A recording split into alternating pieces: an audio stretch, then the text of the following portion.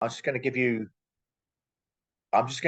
the sort of high level stuff, I suppose, and then Matteo will drill down into some more of the details, and then Sarah will tell you what it's really like to be on the program, um, and see whether she confirms anything that we say rather than rather than tries to contradict it. Anyway, so first of all, why have we? So we started this program. Matteo and I actually he was the first hire into this program in 2014. So we will be into our 12th cohort by the time if you come to the LSE in September. We just had our dinner with a group 11 a couple of weeks ago, and it was a reminder again of just how fantastic the students are that we have on this program. But we'll say a bit more about that later. Let me just give you the sort of rationale for this program. We started it because we wanted to embed behavioural science in the real world quickly. You can do that through full-time. You can do some of that through full-time programs, but full-time students typically are younger and have more of their futures in front of them rather than behind them. And they are going to wait a decade or more before they're able to properly embed the behavioural science lessons into real-world environments. So we wanted to do something that would get behavioural science out there more quickly to build capacity in the real world. And so that was the kind of main reason for doing it. The course has gone through several iterations and incarnations over the last decade or more. We now have options in the program that Matteo will outline to you before, that he will outline to you shortly. But the main thing is that we are seeking to attract people who have a genuine interest in behavioural science. You'll come and be challenged, and you will learn that actually we know much less than we think we know about human behaviour. But what we will teach you will be robust and rigorous, and will be cutting edge. And we have faculty that are literally at the forefront of the research activities across behavioural science, and I think that's the most fantastic experience, I think, for the faculty and for the students on this program. It's everybody has a genuine interest in behavioural science. They may well go back then and apply it in work. They may well go back and get better jobs and earn more money. All the things that you'd expect from an MBA, but not always. But the most important thing is that people will have fundamentally understood behavioural science much better during the course of the program, and you get that from your interactions with the faculty, but also your interactions with each other. And I'm sure Sarah will attest to the great learning experience that you have from coming onto a program where you have people from a whole range of backgrounds that would never otherwise be in the same room. And actually what you realize is a lot of the behavioral challenges are actually quite similar. And so that's why I'm someone who gets bored very quickly, but I remain genuinely excited and interested by this program over a decade or more because of the quality of the students we get in, the quality of the faculty that we've been able to hire onto the program, and the fact that during the course, and we've learned lessons over the last decade or more, the way that we can interact with you to ensure that you really do take the best of behavioural science out into the workplace, with the view to using it, but also with the view to being humble about its applications as well. And I think that's actually the most important thing of all from what we teach you. So I will say no more at this stage. There will be questions, I'm sure, that will come in that we will answer in due course. But I now will hand over to Matteo, who will give you a bit more detail about the program. Thank you, Paul and Gosha. Thank you, Sarah, for joining, and thank you all very much for the interest in the Executive Master in Behavioral Science. Just to quickly mention that we, as Paul said, we have just finished the training session for the 11 cohort. So we are aiming to recruit students for the 12 cohort in September. To date, we have trained 500 professionals who are currently leading behavioral units, behavioral initiatives, consultancies, projects all around the world in international organizations, governments, companies, NGOs. really an amazing community. So the structure of the program has been more or less consistent all over the editions. Typically consist of 3 teaching sessions in person at the LSE, in the LSE campus, of 2 weeks each, in September, in early January, and in April. This the one in the slides are the teaching dates for next academic year. And you will come first in September with 2 foundational courses on behavioral science and policy and behavioral decision science. And then you will come back the next at the LSE in early January, and in the first week you will get an introductory research method course, and in the second weeks you will choose one option from a menu of 3 optional courses. Corporate behavior and decision making, the science of time at work, and policy appraisal and ethics. And the same structure again will repeat in April, when in the first week you will take a more advanced research method course, and then in the second week you will choose one option between behavioral science for health and regulation or behavioral science in an age of AI and technology. The structure, more or less. So there are essentially 4 foundational courses which are compulsory, and then you choose 2 other optional courses for a menu of 5 options in total. So the expectation is that then in the rest of the program, as you see, the program continue until December 2026. In early December 2026, you will be expected to submit your executive master dissertation, and you will work essentially during the summer 2026 until December 2026 on your master dissertation. Your graduation will happen in July 2027. So when the program will finish. The expectation is that apart from these 6 weeks of in-person teaching, which will necessarily be quite intensive, you will be in the campus more or less from 9:30 in the morning until 6, 7 in the evening. Typically, we will organize on the top of the lectures in the morning, seminars and applications in the afternoon. In the evening, we will organize some guest lectures, followed by some networking events. And basically, apart from these 6 weeks, the expectation is that you will work through the program, also in between the in-person teaching session. And what, on average, of course, it depends a bit on the specific weeks of the program, but we are expecting students to spend at least 10, maybe 15 hours per week on reviewing the teaching material, self-study, and preparing the assessments for the 6 courses. And of course, the dissertation. This is more or less based on experience from the previous course. And of course, another element that is worthwhile to mention is that the Executive Master program is a master program at the London School of Economics. So we stand against the same set of regulation that apply for a full-time master program at LSE. So each course will be assessed with 2 different pieces of assessment, and we have staggered the assessment in a way that basically you will work on an assessment only one assessment at a time over the period of the 16 months of the teaching period from September to December. So this is more or less the detail. Something that have already been mentioned is that over the 12 years, we have been able to recruit an amazing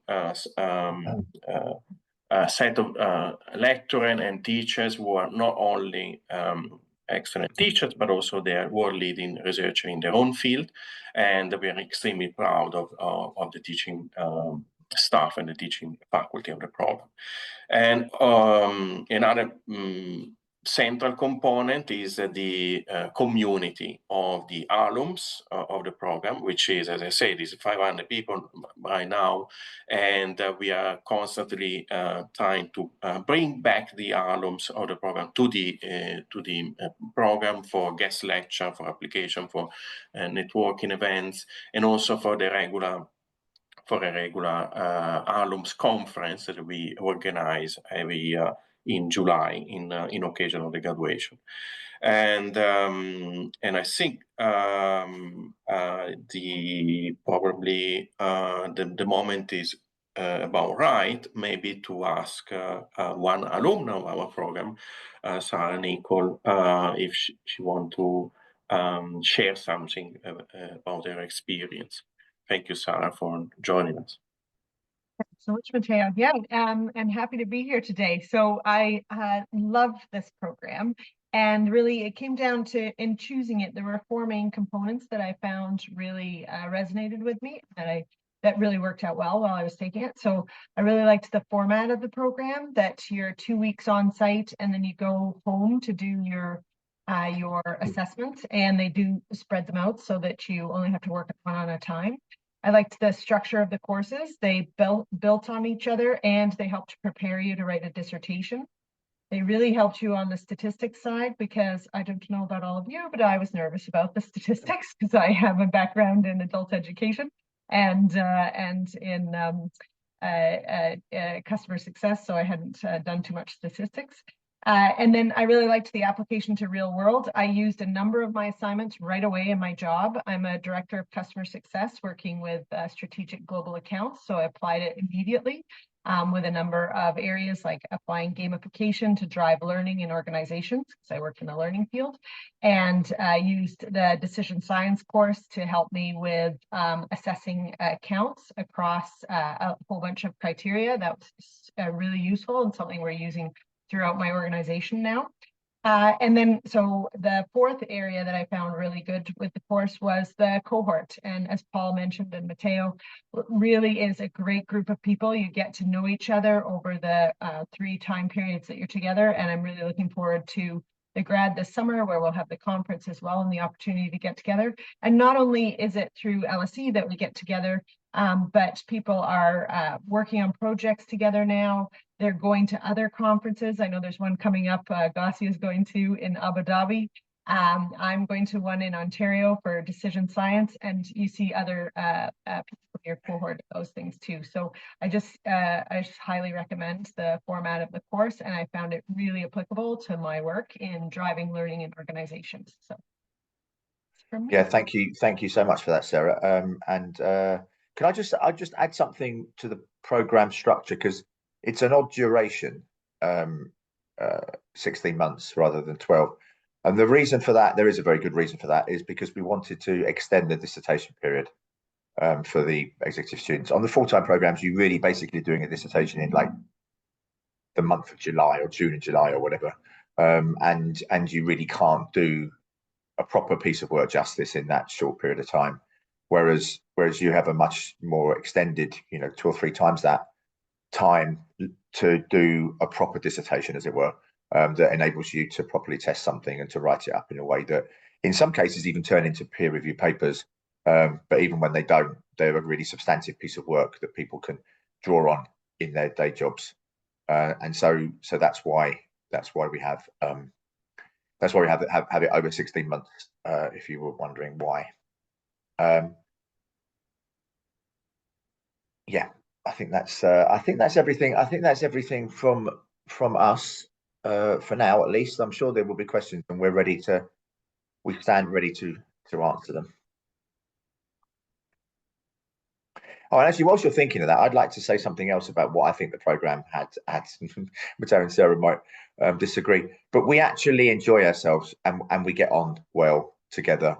And I do think that can be seriously underestimated, actually, in any workplace, but particularly in academia, where a lot of academic learning is cleansed of joy and fun, as if intellectual discourse is mutually exclusive to enjoying yourself. And that, I think that's completely mistaken. You have much better level of intellectual discussions when people are playful and joyful, and I think that's something that we do on the program, and all the hires I think are hires that kind of fit into that sort of culture.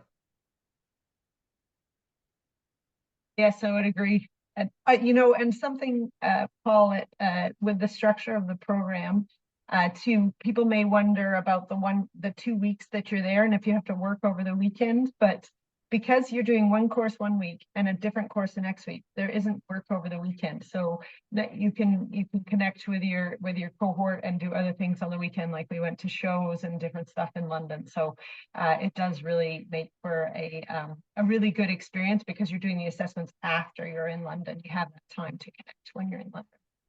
Nice. Okay, so I see we have a question. Appreciate it. Thank you. Gosha, do you want to deal with the admission cycle? Yeah, sure. Yeah, we still have places at the moment, and we will be considering applications until maybe mid-July. So if you could submit your application by then, that would be great.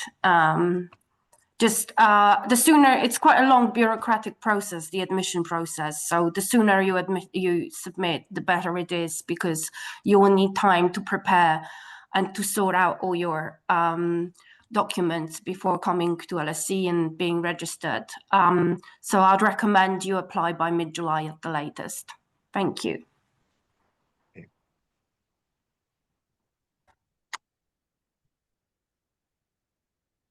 Just also, whilst we're waiting, I don't know if anyone else has any other question, but please feel free to email me after the session if there is anything you want to ask about. I'll pop the email address. It's pbs.emsc@lsc.ac.uk. I'll pop that in a chat in a second. And I also have a set of notes from our selector to sort of give people some guidance on how to build your application.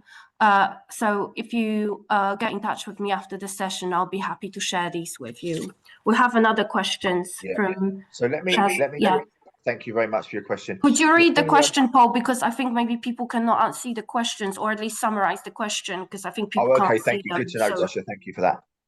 So the first part of the question, which I'll hand over to Matteo to answer in a second, is about the quantitative elements of the program. But as a tee up for him to answer that, I have to say that, and I don't like being very nice to people, particularly not to their face, but Matteo and Dario do a simply wonderful job on the methods program, of bringing everybody with different levels of expertise and experience. And I think that's what Sarah said at the start as well, together, and to all be in the same place by the time they finish. So I'll let Matteo answer that part of that question in a second.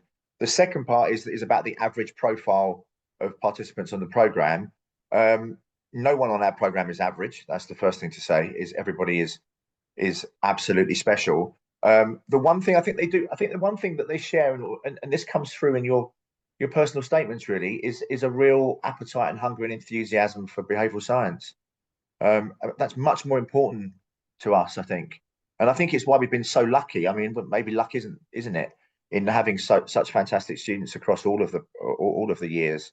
And people will bring different experience. You'll have someone, who's working for an NGO next to someone working in finance. Someone who's working with HIV and AIDS in Africa next to someone who's marketing, Coca-Cola. And actually some of the behavioural challenges are very similar, as I said at the beginning. So I think that's the key thing. The key thing is to show what you are going to bring to the program, as well as what the program will do for you. And I think that should come out in the personal statements.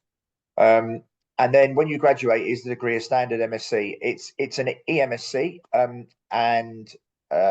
but it is exactly of the same standard quality of an MSc. So it's actually, it's basically got an E in front of it because it's taught in a different way with 2 different students, but the material is by and large what you might get on a full-time program. So it's very much equivalent in its qualification.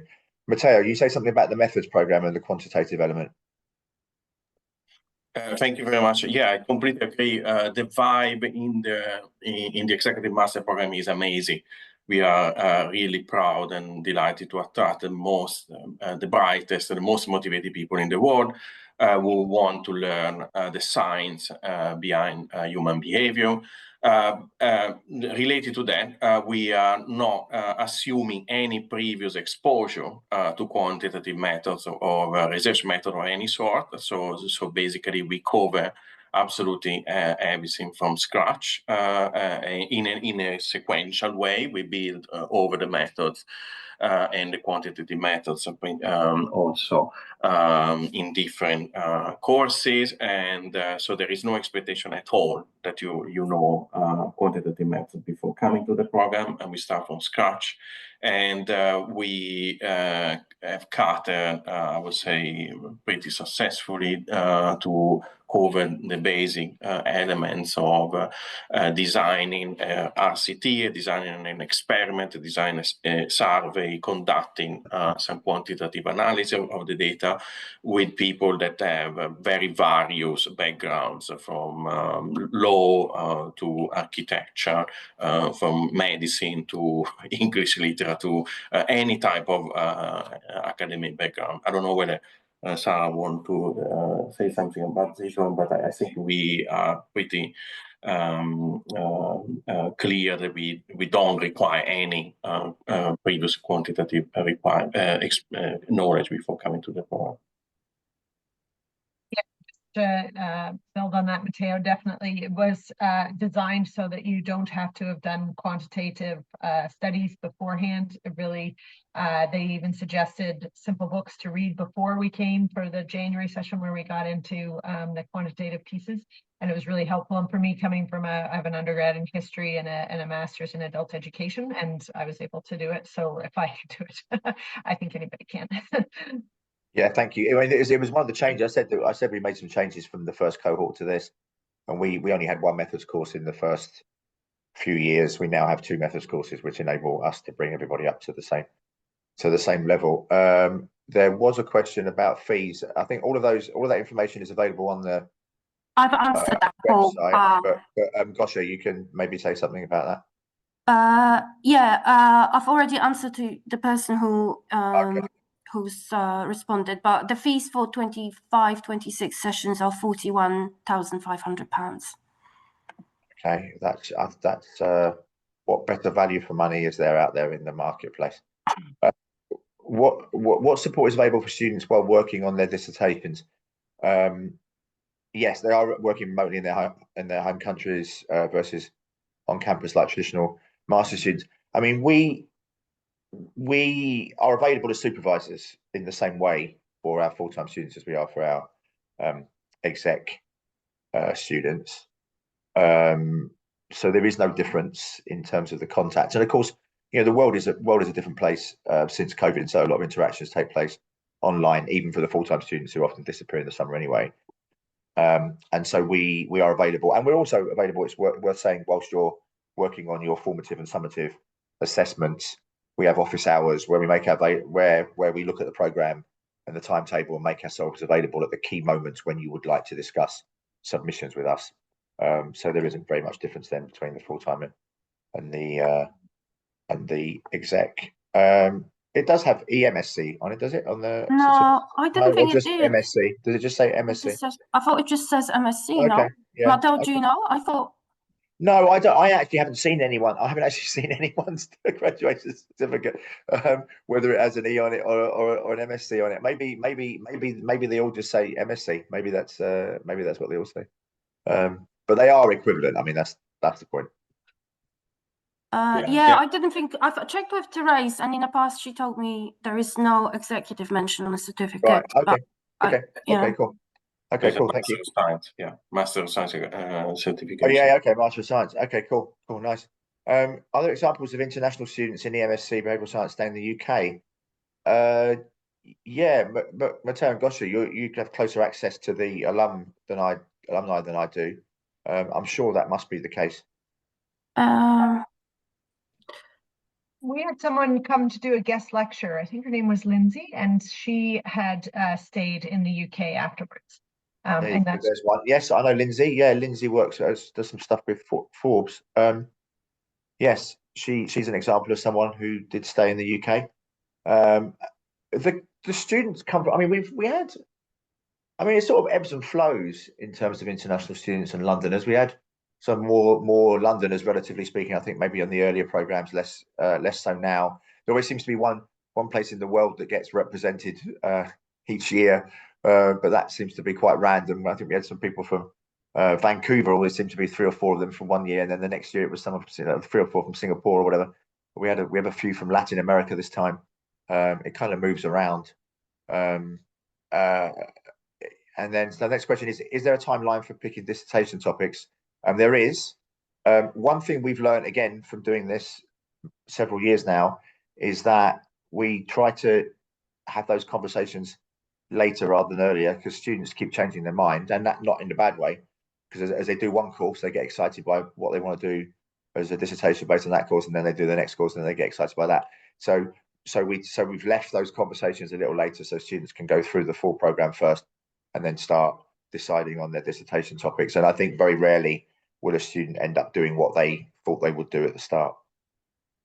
Yeah, in general, I would send an email in May, early in May, or early in May. I think asking people to let me know what they would like to cover in their dissertations. Okay, is it common for graduates on this program to continue their studies at doctoral level? Well, first of all, thank you for thanking us for this session. We really appreciate everyone coming. I would like to have an executive PhD program at LSE, but there were only so many battles I could fight when I was head of the department and creating this program, and that was one that I didn't win at the time. It's one to be picked up, I think, in due course. There are students though that do go on after the exec program and do PhDs, at like full-time PhDs or part-time PhDs. I have a couple of students. In fact, I'm having a call after this call actually with an ex-student who is working for PwC in Dubai in the UAE, who did a PhD with me. She did a PhD on social norms. Graduated this last year. Matteo supervised students as well who have done PhDs. So yes, is the short answer to that question.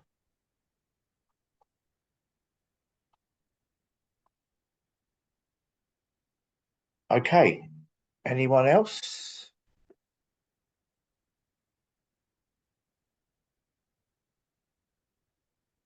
No. Amazing. Listen, thank you again. Thank you all for attending. It's kind of a weird experience of this, because we can kind of see your names, but we can't see your faces. So I have no idea whether and in what ways people are engaged. But there's a few hands being raised and people are. I'm just going to assume one of the keys to being happy is to delude yourself about what other people think of you. So I'm going to think I will assume that you've all had a fantastic time, and you are all galvanized to apply, and look forward to seeing your smiling faces in person in September. And thank you, Gosha, as always, brilliantly done. Gosha is always your point of contact. She knows everything about this program. And Matteo is obviously brilliant. And thank you so much for joining, Sarah. Yeah, thank you, Sarah. Thank you. Thank you. Thank you all. Thank you very much. Thanks, guys. Bye-bye. Thank you. Bye. Thank you, Sarah. Bye. Thank you, Gosha.